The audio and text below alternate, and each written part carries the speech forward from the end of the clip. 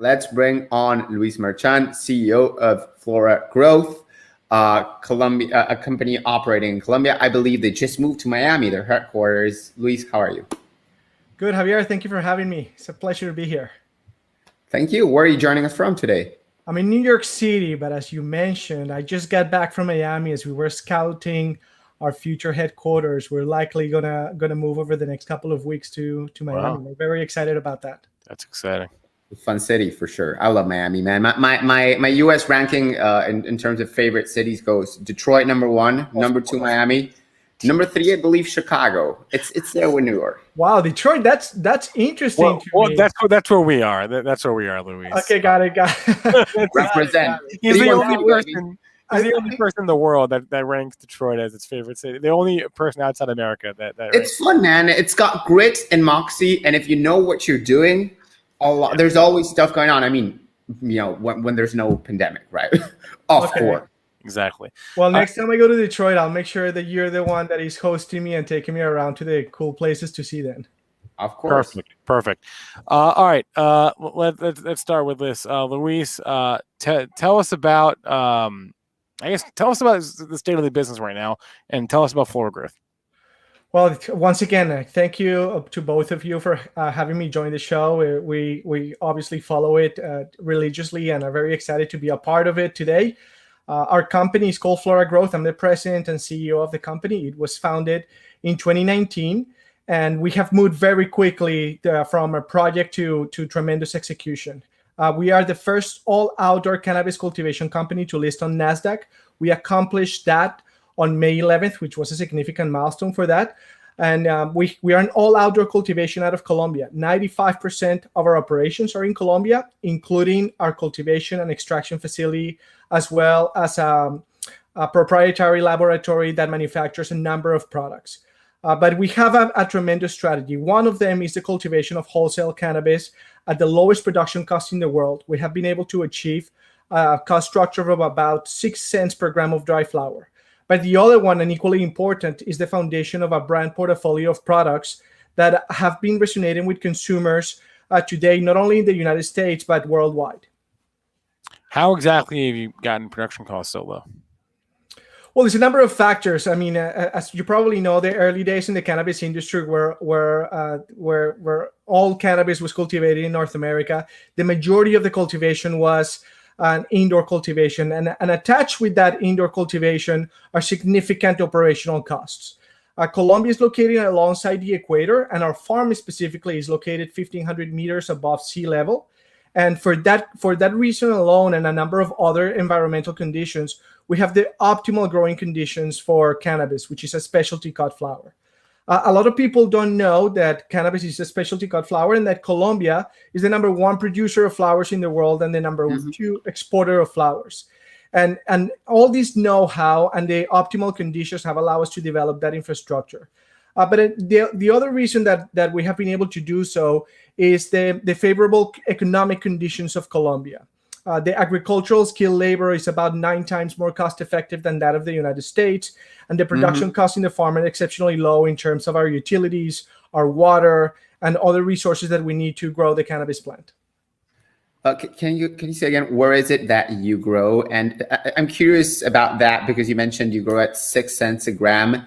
And that's the lowest in the industry, possibly. So one, where you're growing, and two, are you comparing even to other Colombian companies? I mean, I know you can't compare it to all the companies, but at least the public ones that were they disclose their costs. Yes, yeah, absolutely. So there's a number of ways in which I can answer that question. So first of all, we compare to the entire industry. You're absolutely right. But there's a number of smaller companies in Colombia that do what we do. Like the landscape in Colombia looks like somewhere like this. There's about 700 licenses that have been given. Of those 700 licenses, about 50 or so are in operation, and only a handful of them are actually pursuing the standards and certifications that they need to become a global player in the cannabis industry. Yeah, less than 10. That's correct. So the closest one to us is about 15 cents per gram of dry flower. So we're still 60% lower than the closest competitor that we have out there today. And those that are currently not public or are not disclosing that information because it's not readily available, they do not manufacture at the scale that we can scale. We have about 100 hectares today, but the opportunity to scale 21 times larger than that, or they don't have the certifications or licenses that will be required to export into the global marketplace. And yeah, you go, Spencer. No, actually, here's a question that we have from chat from Seth Painter, who's asking about Dr. Annabelle Morgan. What role will she have at the company? Dr. Annabelle has a tremendous background. We announced her today as a scientific advisor to our company. She has a tremendous background that I will not do her tremendous justice, but a double PhD from Vanderbilt, has led many scientific efforts towards the utilization of the molecules that are found in cannabis. And she has a personal story in which she developed a specific formula to cure her third son from a very significant disease that he had in his brain. So she's coming in as a scientific advisor to help us, first of all, collect scientific evidence that could help us determine the many uses that already cannabis users today know that they can be found, but documenting them will help legitimize and, of course, help put those claims into the products and the pharmaceutical components that we're going to develop in the future, but also help guide the way in which we develop our products and the way we reach our consumers and our markets worldwide. You guys recently announced the acquisition of HiMat, right?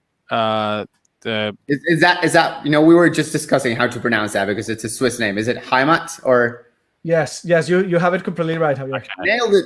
There you go. Nailed it on the first try. Can you speak a little bit into the strategy of that acquisition, the why you bought HiMat and what purpose it'll serve?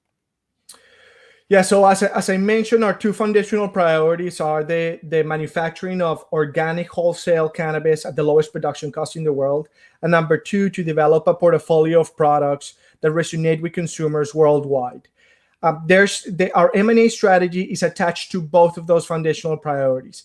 Early this month, we announced Hoshi, which is a company that is focusing on distribution of wholesale cannabis into Europe with assets in both Portugal and Malta, and that complements a portion of the supply chain that we needed to unlock for the wholesale portion of our business.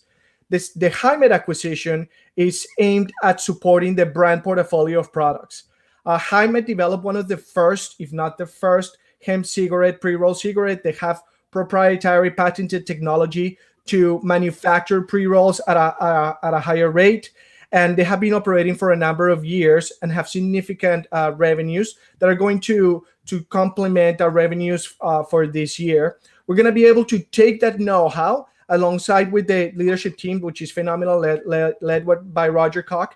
And we're going to be able to expand that infrastructure, that portfolio of products into the balance of the world, while we're also complement our portfolio with the distribution that they currently have in Switzerland. Definitely. And so you mentioned they have like 2,500 distribution points or so. How do you leverage that? Like, what can you sell? Are you planning to expand their line, or is it just, are you focusing on continuing to sell the cigarettes for now? Well, you're reading my mind. We're not going to stay idle in terms of the portfolio of products. The HiMat team has a robust portfolio of products, including teas, skincare, and other very interesting product categories that they believe will resonate with not only the Switzerland consumer, but consumers worldwide.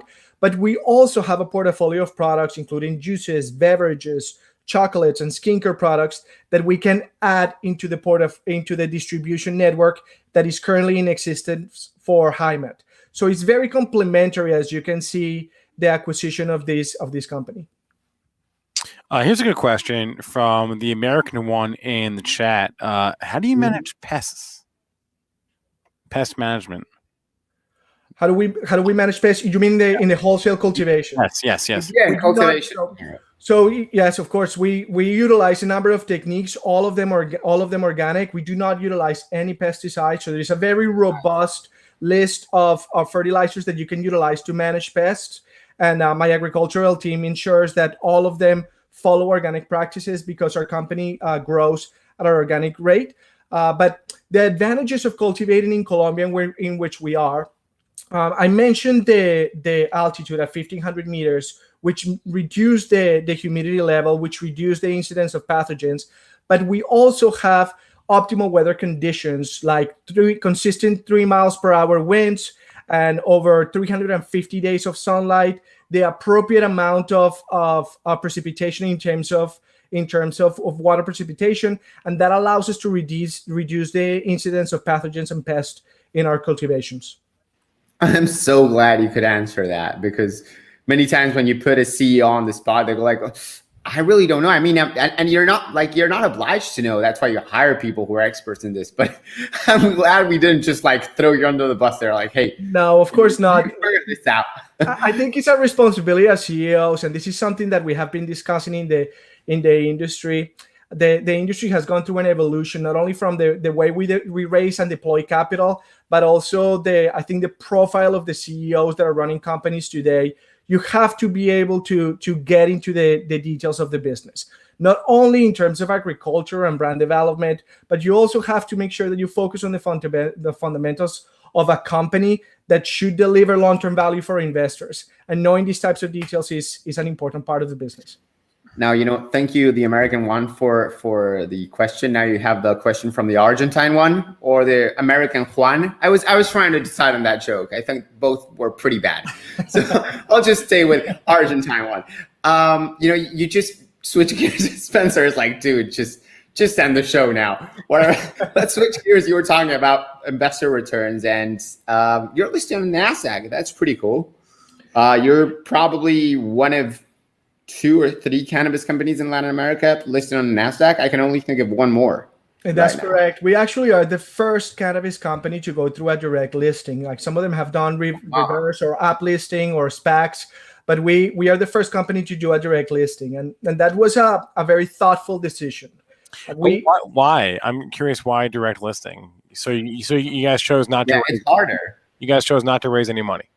We raised $50 million through our IPO, but we went direct, which means that yes, it's a very robust process. You have to comply with a significant no SPAC. That's what he means. Like no SPAC, no reverse merger.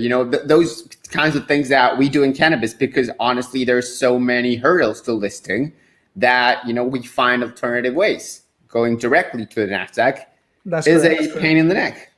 That's right. It's exceptionally hard, but it also shows the commitment that as a company and as a leadership team, we have to be responsible with every dollar that we raise in terms of capital for our investors, and that we're also going to be able to be incredibly transparent about how we deploy those dollars, and that we're also going to be able to provide long-term value to our investors.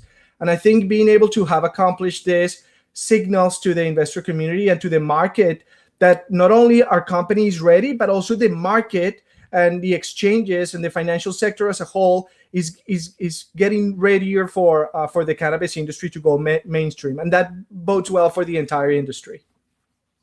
But just to be clear about the direct listing, so you did not issue any new shares. You didn't hire underwriters. You didn't do any. You didn't go through any of that, right? Oh no, we sure did. So I will clarify. Yes. It was okay. So we completed last year. We completed a $30 million pre-IPO equity raise through a Reg A process. Right. When we completed that, we were left with about 10,600 investors. Okay. And our analysis of geography left us with about 85% of them located in the United States, which immediately signaled to us that the investor community wanted us to do this. So of course we hired an underwriter. We completed all the requirements from FINRA, the SEC, NASDAQ, DTC eligibility, all the work that you need to complete, including the audited financial statements and the filing of all the forms necessary to list. And we also raised $16.6 million. Our initial goal was to raise on a target between 4 and 5. Our demand was significant enough that we raised at the top end of the range at $5. Wow. Okay. And we're able to complete the process. It was about a 6-month process, but yes, absolutely, we completed all those steps. I'm curious, how do you market a Reg A Plus so successfully? For viewers, when we're talking about Reg A Plus, we're not talking about music. This is a Regulation A plus offering. It's a sort of crowdfunding enabled by the Jobs Act in America, which basically allows retail investors, regular people, to participate in pre-IPO funding rounds, virtually democratizing access to capital formation and no longer, limiting that to accredited investors and institutions. So that's very cool. I love Reg A pluses. Some are great, some are a little bit scammy. Yours was clearly successful. How did you market it?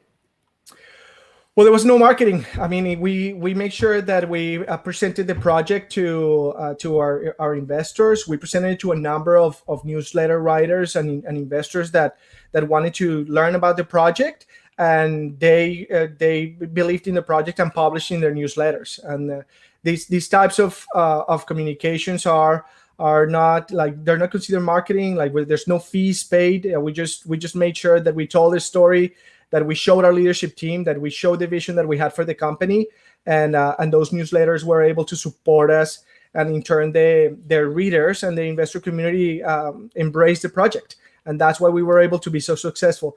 By the second week of October, less than 10 months into our Reg A Plus, we were already oversubscribed with no marketing spend behind it.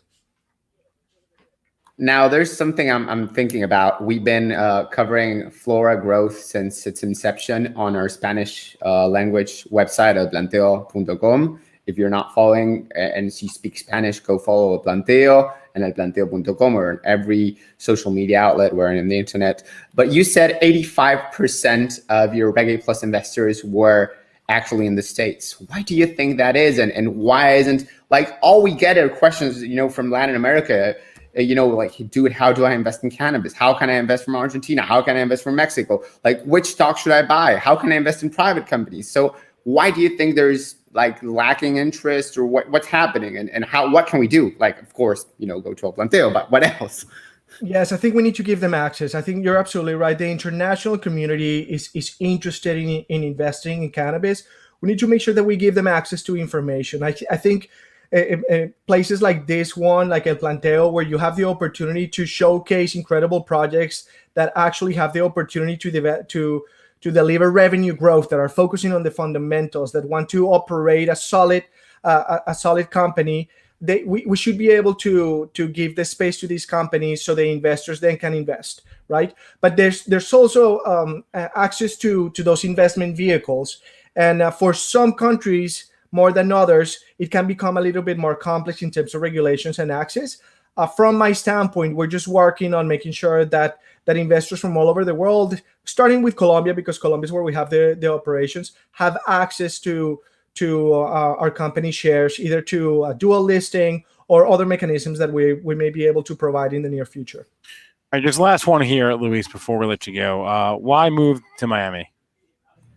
Well, there's a tremendous number of benefits for Miami. Last year, we started evaluating where our United States headquarters would be. Of course, I'm located in New York City today, so I was biased towards New York City. but the analysis, of course, highlights that all the benefits, the best metropolitan area for growth in cannabis right now is Miami. The Port of Miami is exceptionally busy. It's a bridge between Latin America and North America, but also for trade all over the world. Our logistics infrastructure is based out of Miami. There's a tremendous access to diverse talent in the Miami and the Florida area, and it's a place that people with diverse talent are actually looking forward to move to. And then, of course, the corporate tax rate is highly beneficial. And for all those reasons, we decided to. I was going to ask you about that. My accountant, I'm from New York, like, originally, and that's where I have to pay taxes. And my accountant is like, dude, just relocate to Florida. You don't even live there. You don't even live in New York. You don't need your New York address. Yes. Just move somewhere else. But so taxes clearly play an important part in maximizing shareholder returns, right? That's correct. Yes, we wanted to make sure that we made the right decision from a talent perspective, from an investor value perspective, and also from a logistics and operational perspective. And Miami checked all the boxes for us. All right, Luis Merchan is the CEO of Flora Growth. Ticker up on the screen, FLGC. Luis, thank you so much. We look forward to keeping in touch and tracking your progress, tracking the move, and seeing how things shake out. Same here, guys. Thank you for having me, and I look forward to seeing you soon. Take care.